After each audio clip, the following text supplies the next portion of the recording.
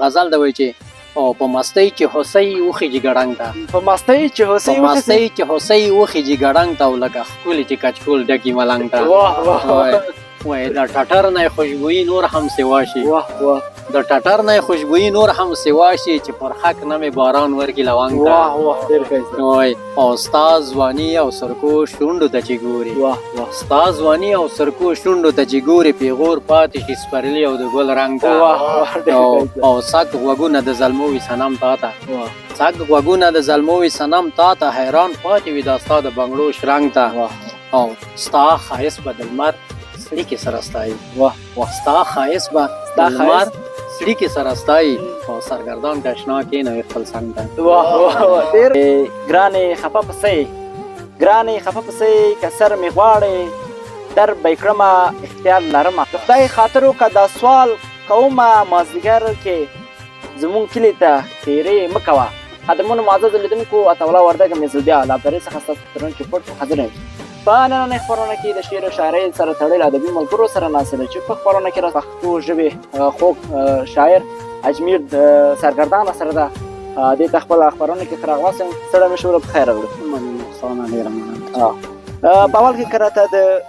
تعلیم په اړه وایي څومره تعلیم دې کړی ده ما خو تعلیم داسې خاص نه ده کړی څه مې دیني زده کړې کړي او 11 ټولګي پورې مې تابع نه یم او دې نه مې اخوا نوم نه دی ژوند څنګه ده ژوند روزګار څنګه ده شکر ده الحمدلله تېرېږي که موږ ته په پیل کې یو شعر موږ ته ډالۍ کړئ ولې نه شعر ده راسره چې تقریبا 88 کال کې مې لیکلی ده نو دا به درته ډالۍ کړمه تاسو ته تاسو اورېدونکو ته وایي خیال چې مې د حسن ننداره وکړي سندره شي خیال چې مې د حسن ننداره وکړي سندره شي او سترګې چې مې سترګو ته جرګه وکړي سندره شي او لټ په لټ کاته د نظر راوړي چا نه شرمي لټ په لټ کاته د نظر راوړي چا نه شرمي سمه په ښکاره یې نظاره وکړي سندره شي او غلی اوربل نه لاندې وخیږي رسوایي کړي غلی اوربل نه لاندې وخیږي رسوایي کړي غاښ چې راته وچیچي او غلی اوربل نه لاندې وخیږي رسوایي کړي خال سره یې پټه مرکه وکړي سندره شي او رمز کې د مسکا کله ناکله داسې پیښه شي رمز کې د مسکا کله ناکله داسې پیښه شي غاښ چې راته وچیچي غوسه وکړي سندره شي او مخ ته پله ونیسي ډاډه راباندې تېره شي مخ ته پله ونیسي ډاډه راباندې تېره شي او پټه راته لږه اشاره وکړي او سندره شي سترګې چې مې سترګو ته جرګه وکړي واه ډېره ښایسته قدرمنو لیدونکو موږ به د سرګردان صاحب سره نورې پوښتنې هم کوو هیله مند خپرونه تر پایه پورې ګورئ سرګردان صاحب څومره وخت کېږي چې شعر شاعرۍ ته مو مخه کړې ده شعر شاعرۍ تقریبا ډېر وخت کېږي 20-23 کاله کوي کېږي 23 کاله دا شعر تا مخکې چې تا زده کړې هم نه دي کړې نو دا میراثي ده او په کورنۍ کې څو غړي تاسو شاعران یاستئ یارت نو خو شاعران داسې خاص شاعران نشته دي خو بس خدایي کار ده نو څه ووایو یو الهام ده چې راځي که نه ما د ډېر مخکې نه دا شعرونه ویلي وو چې ما بیخي نه کوم شاعر نه شعر اورېدلی او نه مې کوم کتاب مطالعه کړی ما شعرونه ویلي وو چې شاید دې کې کوم یا ویم نو مو به یې وایو درته خو چې ما کله ویلي وو چې پاسته مې نور وکته چې زه په شعر پوه شوم چې شعر داسې لیکل کېږي بیا د هغه وزن او قافیه بالکل برابره وه صحیح وه راته وایي د کوم شاعر شعرونه ډېر اورئ او د کوم شاعر شعرونه ډېر لولئ کتابونه یې لولئ یاره ما د خاطر صاحب شعرونه ډېر اورېدلي او ویلي مې دي په زمن کې د کاروان صاحب شعرونه مې ویلي خوشحال خان او غني خان شعرونه دا مې ویلي دي مطالعه مې کړې دی په دې شاعرانو کې د بیا کوم شاعر ډېر خوښېږي نو شاعران خو ټول کوم خاص شاعر نه درته نه ښیم چې کوم خاص شاعر مې خوښېږي خو چې د هر چا شعر ښه شعر مې خوښېږي شعر مې خوښېږي د هر چا ښایسته شعر هغه مې خوښېږي قدرمنو لیدونکو سرګردان صاحب نه بیا بل شعر هم اورو سرګردان صاحب که لیدونکو ته بل شعر هم ډالۍ کړئ یو شعر و د وچکالۍ په باره کې مې ویلی و دا شمالونه بادونه ول که خوښېږي دا ووایم که نه وي بل به درته ووایم وایه بس شعرونه خو به ډېر وایم موږ ته نه انشاءالله چې وایي څومره چې غواړو بارانونه وچکالي ډېرېږي او موږ چې وکرو ګلونه وچکالي ډېرېږي او بیا هم په زرین دسمال کړې اوښکې په لیمو کې وچې بیا هم په زرین دسمال کړي اوښکې په لیمو کې وچې لانده چې نه کړو ګریوانونه وچکالي ډېرېږي او د لمر په څړیکه په جبین لکه هنداره د چا د لمر په څړیکې په جبین لکه هنداره د چا ښکاري ساده مخکې داغونه وچکالي ډېرېږي او د سرو ګلونو نه یې پاڼې پاڼې وشیندلې د سرو ګلونو نه یې پاڼې پاڼې وشیندلې دلته چې الوزي بادونه وچکالي ډېرېږي او سرګردان خوب مې لیده یار مې خپل سینګار ورانوي سرګردان خوب مې لیده یار مې خپل سینګار ورانوي خپو ته یې پرېوتل خالونه وچکالي ډېرېږي او موږ چې وکرو ګلونه وچکالي ډېرېږي. قدرمن لیدونکو خدای وکړي چې شعر ستاسو خوښ شوی اوسي. سرګردان صاحب په دونه وخت کې چې تا 23 کاله شاعري کړې ده او 23 کاله په شعر و شاعري کې کوم وخت د مشاعرې کې ګډون کړی ده؟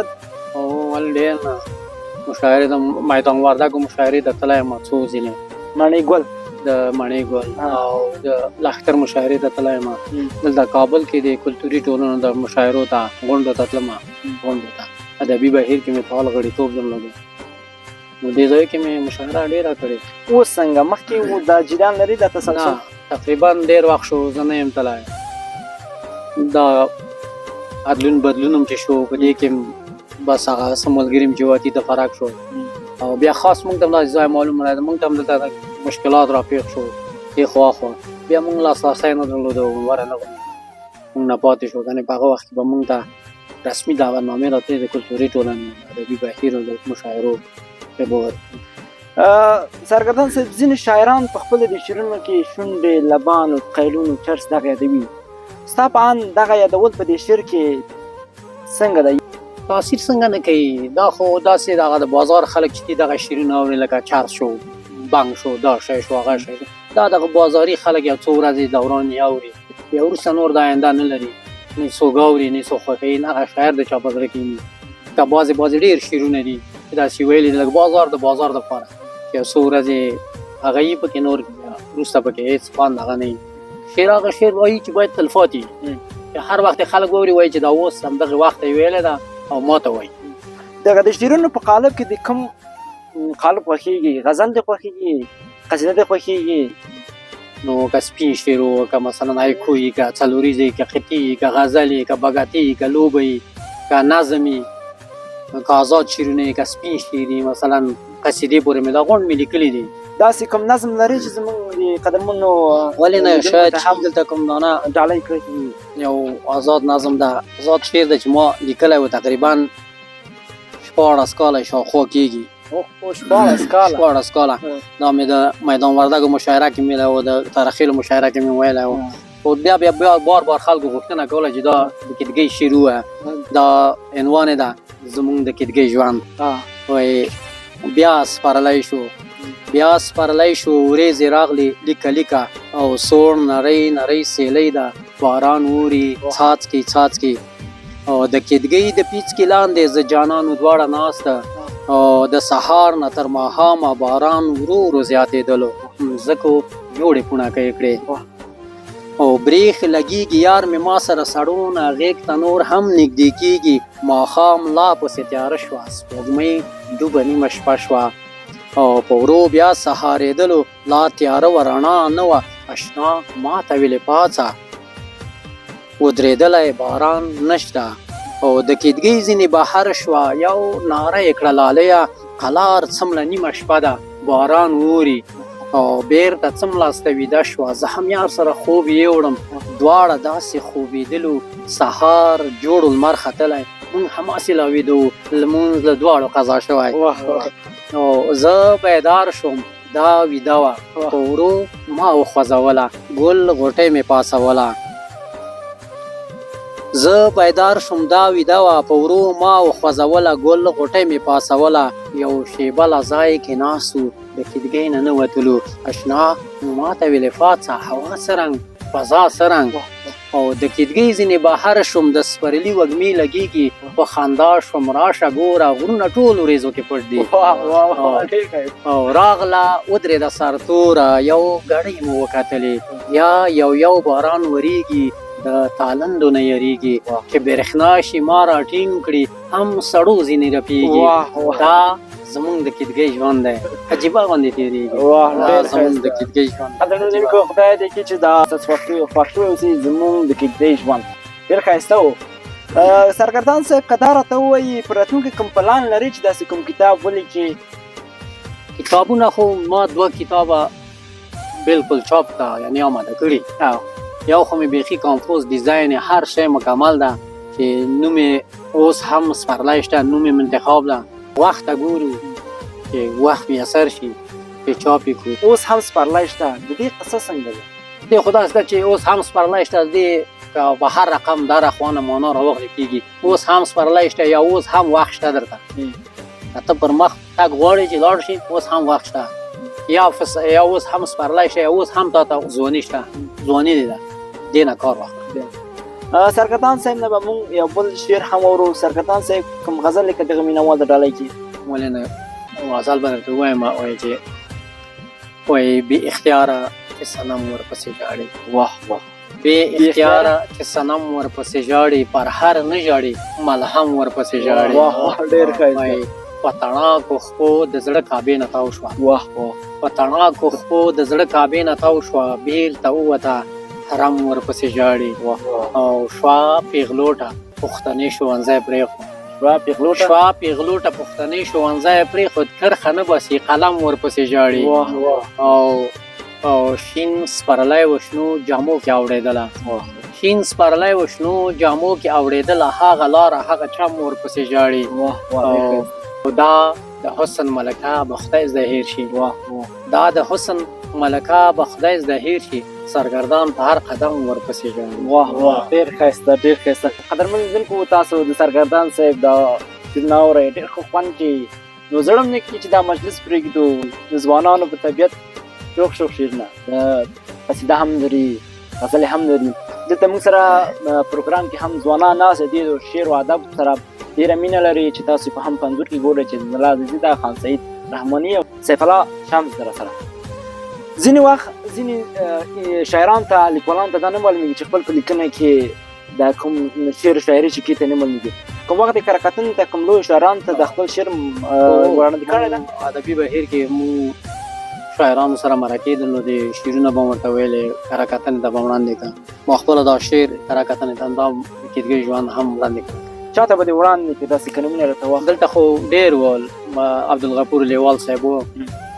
اسدالله غضنفر صاحب و، داسې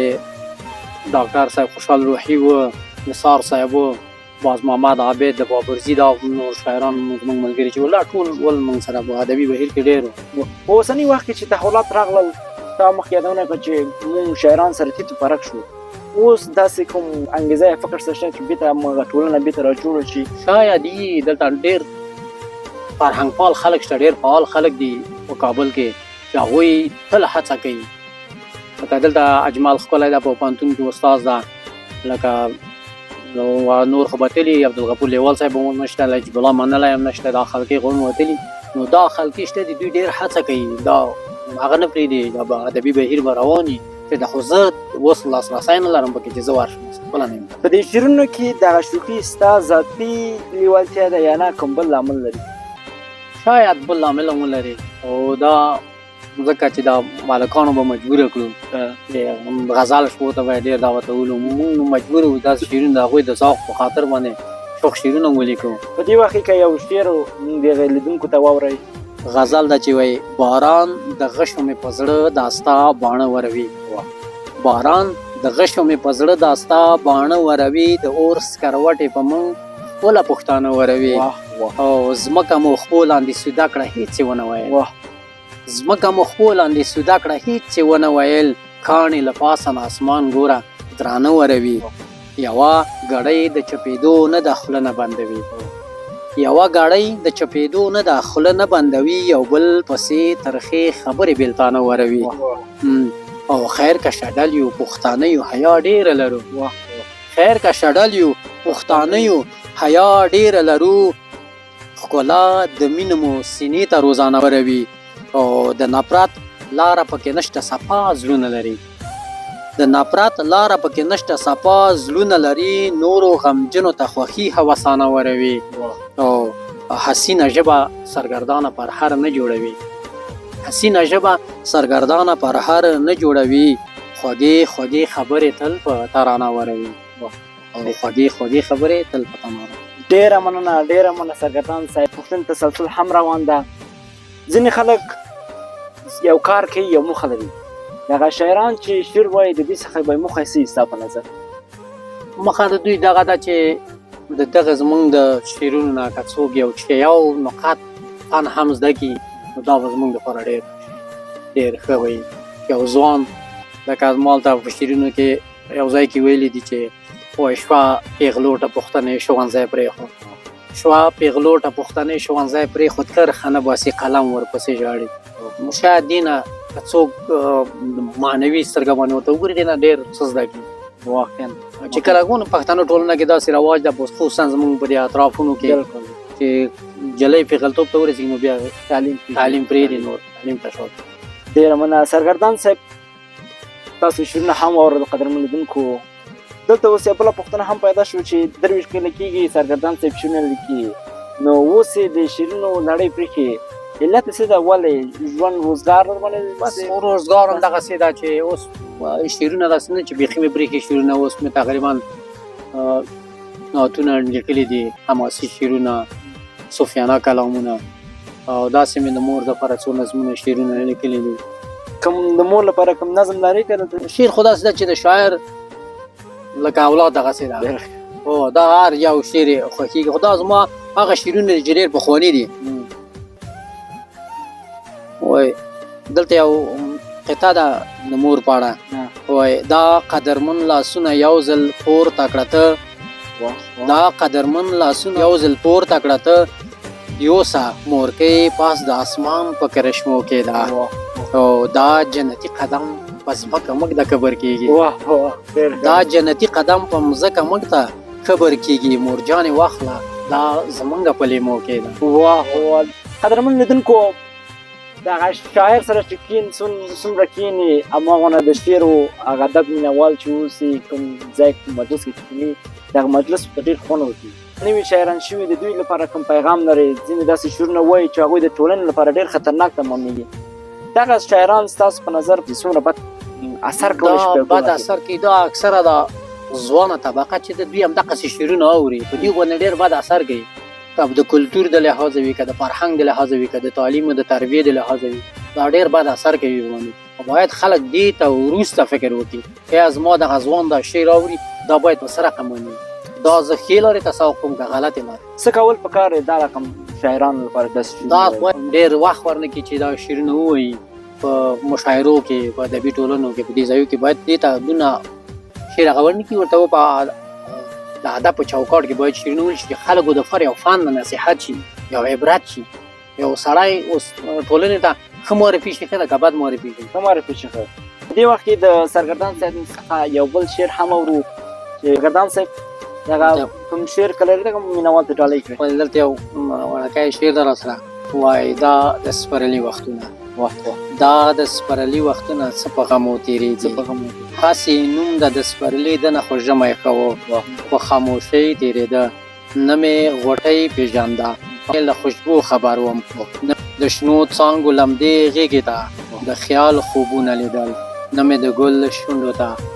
څه غاښچیچي کړې وه نه مې د ګل شونډو ته څه غاښچیچي کړې وه. ډېر ښایسته. شعر او شاعري چې دا هم تا مخکې راویل چې د خدای الهام ده نو دا هر چاته نه میلاوي هر چاته نصیب کېږي. ستاسو په کورنۍ کې څو نفره شاعران دي اوس؟ موږ په کورنۍ کې داسې خاص شاعران نشته پلار مې لږ لږ شعرونه وایي کم ته تکړه یې که پلار دی؟ څه وایم داسې ونه چې په شعر کې به زه تکړه یم ځکه چې ما هڅه وکړه په شعر مې ځان پوه کړ هر رقم شعرونه مې واورېدل هغه مې ولیکل چې ځان مې پرې پوه کړي چې څه رقم باید ولیکل شي څه رقم باید وویل شي. دغه ته چې شعر څه رقم ولیکل شي څه رقم باید ولوستل شي په دې کې کوم استاد درلوده چې هغې سره لاړ شي؟ نه یاره ما استاد نه درلوده تقریبا ما که درته ووایم 500 نه مې باره شعرونه لیکلي وو خو استاد مې نه درلوده استاد مې نه بیا وروسته د هغه نه ادبي بهیر ته لاړم هلته مې د استادانو مرکې واورېدې خبرې مې واورېدې حرکتونه مې ولیدې بیا باغ دلته کې یو بل شعر که هم دغه لیدونکو ته هم واوروئ. دلته یو بل غزل ده راسره اوس هم غوټوي عنوان یې دا وایي ته هم نازکه وې هم ښکلې وې سپرلینه ډېره واه واه ته هم نازکه وې هم ښکلې وې سپرلینه ډېره ولا ښایسته وې هم ښاغلې وې سپرلینه ډېره